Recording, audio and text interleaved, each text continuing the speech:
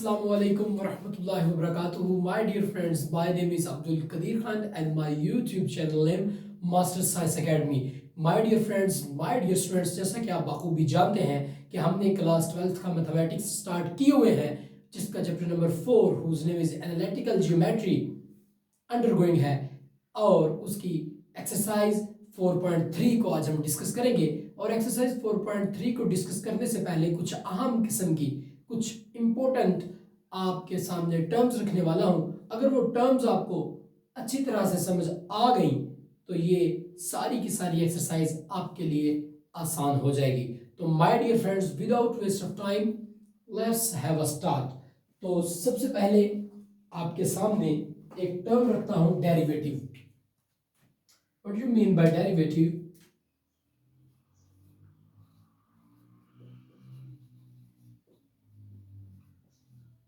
Derivative क्या चीज है? माय डियर फ्रेंड्स, अगर बात करें तो डेरिवेटिव्स के मुख्तलिफ नाम हो सकते हैं, यानी कि हम डेरिवेटिव को ये भी कह सकते हैं स्लोप, हम इसको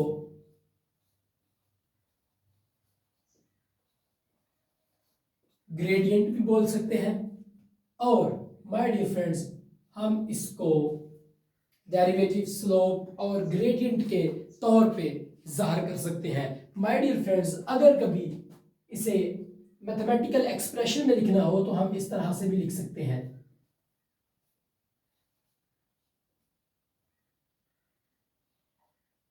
ठीक है माय डियर फ्रेंड्स, तो सबसे पहले हम इसकी डेफिनेशन देखते हैं, इसकी डेफिनेशन क्या होगी। तो my dear friends, rate of change in dependent quantity with respect to rate of change in independent quantity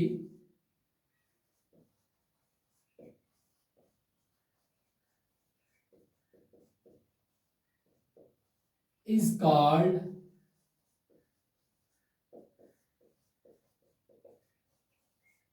derivative.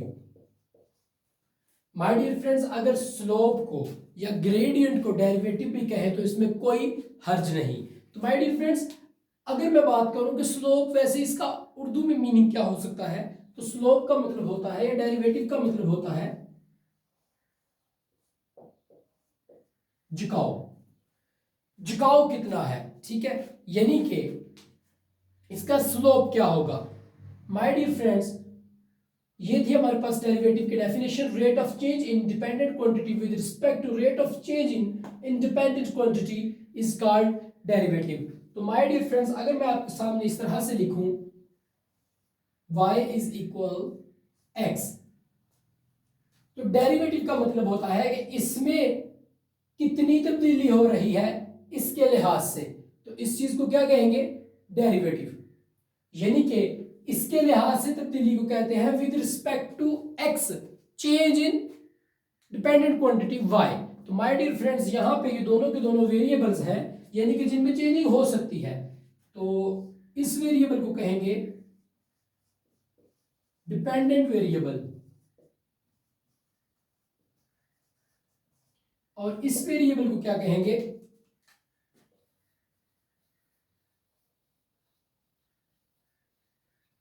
Independent variable.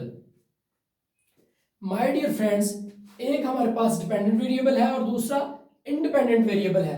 अगर मैं आपके सामने इस तरह से लिख लूं, डी से डिफरेंट, डिफरेंशिएट डेरिवेटिव किसका, y का। अगर डिपेंडेंट वेरिएबल का डेरिवेटिव लिया जाए विद रिस्पेक्ट टू किसके लिहाज से, इंडिपेंडेंट वेरिएबल के लिहाज से, तो माय डियर फ्रेंड्स ये सारी की सारी आपके पास क्या चीज हो गई, डेरिवेटिव। इसको क्या कहेंगे, हम इसे कहेंगे डेरिवेटिव। तो बात एक याद रखिएगा कि हमारे पास जो वाई एक्सिस होता है वो ये होता है और जो एक्स एक्सिस होता है वो ये होता है और ये आपके पास वाई एक्सिस होता है। ठीक है माय डियर फ्रेंड्स, अब आपने याद रखना है अगर एक बॉडी यहां से इस तरफ को मूव करती है तो अंडरस्टूड सी बात है कि वो यहां से, अगर वो यहां से इधर से नहीं ओरिजिन से इस तरफ को मूव करे तो जितनी वो इस तरफ को मूव करेगी वो उतनी ही अलोंग वाई एक्सिस भी मूव करेगी। अगर अलोंग एक्स एक्सिस वो यहां पहुंचती है तो अलोंग वाई एक्सिस वो यहां पहुंचेगी। माय डियर फ्रेंड्स, अगर कोई चीज एक्स के लिहाज से चेंज हो रही हो तो वो वाई के लिहाज से भी चेंज हो रही होती है। इस चीज को हम क्या कहते हैं, डेरिवेटिव कहते हैं। तो ये डायग्रामेटिकली मैं आपके सामने इस चीज को इलेबोरेट, इस चीज की एक्सप्लेनेशन कर रहा हूं कि किस तरह से हम डायग्राम के थ्रू ये समझ सकते हैं कि डेरिवेटिव चेंजिंग का नाम है। किस चेंजिंग का नाम है कि वाई में changing with respect to x. My dear friend, जितना ऊपर जाएंगे उतना ही हम आगे भी जाएंगे, यानी कि ये आपके पास चेंजिंग हो रही है। तो इस चीज को आप क्या कह सकते हो कि ये देखिए ये ऊपर को चेंजिंग हो रही है, इस तरफ को चेंजिंग हो रही है। तो अब आपको पता है कि अगर y में चेंजिंग हो किसके लिहाज से, x के लिहाज से, तो अगर मैं कह दूं y ओवर x तो आप बेहतर तरीके से जानते हैं कि y की तरफ कौन सी ट्रिग्नोमेट्रिक रेशियो होती है, साइन थीटा। अगर एंगल में थीटा समझू तो x की तरफ cos थीटा, तो sine theta over cos theta is equal tan theta is y over x। तो माय डियर फ्रेंड्स, ये हमारे पास स्लोप ही तो है, स्लोप, और इसको हम m से जाहिर कर सकते हैं according to the book. Book में आपके पास स्लोप m के बराबर है तो आपने भी m के इक्वल ही लेना है। स्लोप का कोई भी नाम हो सकता है, ये डेरिवेटिव है, ये चेंजिंग है किसी फंक्शन में। और जब आपके पास y और x इस तरह से हो तो फिर आपने डेरिवेटिव इस तरह मालूम करना है। क्यों कि आपका जो m होता है वो किसके बराबर होता है, tan थीटा के। और m के अंदर क्या चीज है, y ओवर x बराबर tan थीटा। अब my dear friends, tan theta क्यों लेते हैं, जब भी आपने x एक्सिस और y एक्सिस के दरमियान, यानी कि दो वेक्टर्स कह लें या दो क्वांटिटीज कह लें, एक डिपेंडेंट क्वांटिटी और एक इंडिपेंडेंट क्वांटिटी, अगर उन दोनों क्वांटिटीज के दरमियान आपने इंक्लिनेशन मालूम करना हो यानी कि एंगल मालूम करना हो तो फिर आप tan थीटा लेते हो।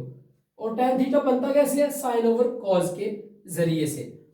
अब माय डियर फ्रेंड्स देखते हैं कि tan थीटा यानी कि m is equal tan theta, ये किसके बराबर है, y ओवर x के। तो अगर मैं यहां से इंक्लिनेशन मालूम करना चाहूं, if I want to find out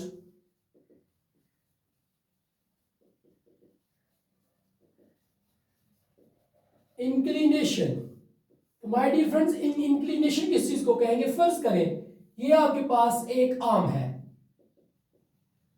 या आप इसे लाइन भी बोल सकते हो या आप इसे अरे कह दें, क्योंकि लाइन तो दोनों तरफ से कभी भी एंड नहीं होती, ये अरे है जो एक तरफ से फिक्स्ड होती है और एक तरफ से नॉन फिक्स्ड होती है। अगर ये दो आपके पास रे है, ये रे आपके पास 1 है और ये रे 2 है, तो माय डियर फ्रेंड्स अगर इन दोनों का इनिशियल पॉइंट कॉमन हो, इनिशियल पॉइंट कॉमन हो तो इनके दरमियान जो भी वक्फा रहेगा, ये जो फासला रहेगा, ये क्या कहलाएगा, इंक्लिनेशन यानी कि एंगल, या आप इसे कह सकते हो झुकाव। तो इनके दरमियान झुकाव कितना होगा, इस चीज को इंक्लिनेशन कहते हैं। और इंक्लिनेशन को फाइंड करने का तरीका हम जानते हैं कि tan theta is equal y over x होता है। अगर थीटा इस तरफ रह जाए तो tan इस तरफ जाके इन्वर्स हो जाएगा। तो माय डियर फ्रेंड्स इस तरह से आप इंक्लिनेशन फाइंड कर सकते हैं इजीली तरीके से। तो my dear friends, my dear students, ये था हमारे पास डेरिवेटिव की डेफिनेशन और इंक्लिनेशन मालूम करने का एक आपके सामने फार्मूला। तो माय डियर फ्रेंड्स, ये देखें, अगर कोई चीज एक्स एक्सिस की तरफ जा रही है, कुछ फासला तय कर रही है, तो अंडरस्टूड सी बात है वो वाई एक्सिस की तरफ भी कुछ फासला तय करेगी। आप ये याद रखें, अगर कोई जिस्म, देखिए यहां तक एक पॉइंट है, यहां तक अगर कोई जिस्म इस तरफ जा रहा है इस पॉइंट तक, तो अंडरस्टूड सी बात है कि यहां से लेके यहां तक भी तो फासला इसने तय किया है। ये देखिए, तो ये इसका क्या हो गया, एक्स एक्सिस, और ये इसका वाई एक्सिस। तो अब जो एक स्टीपनेस, मेजर ऑफ स्टीपनेस, कि आपने इस झुकाव की जो मेजरमेंट करनी है, जो पैमाइश करनी है, इस चीज को हम क्या कहेंगे, इस तरह से, यानी कि tan थीटा इज इक्वल, या आप ये कह लें कि y की तरफ क्या होता है, sin थीटा, x की तरफ cos theta is equal y over x, तो ये हो जाएगा tan theta y over x। तो ये माय डियर फ्रेंड्स इनके दरमियान क्या है, डेरिवेटिव, या आप इनके दरमियान ये कह सकते हो कि इनके दरमियान ये स्लोप है, ये ग्रेडियंट है। तो माय डियर फ्रेंड्स, स्लोप कह ले, ग्रेडियंट कह ले, डेरिवेटिव कह ले, ये एक ही बात है। तो माय डियर फ्रेंड्स, इंशाल्लाह नेक्स्ट लेक्चर में हम 4.3 को स्टार्ट करते हैं और उसमें मजीद डेरिवेटिव और इंक्लिनेशन के हवाले से बात करते हैं। तब तक के लिए मुझे दीजिए इजाजत, इंशाल्लाह मिलते हैं नेक्स्ट लेक्चर में। खुदा हाफिज।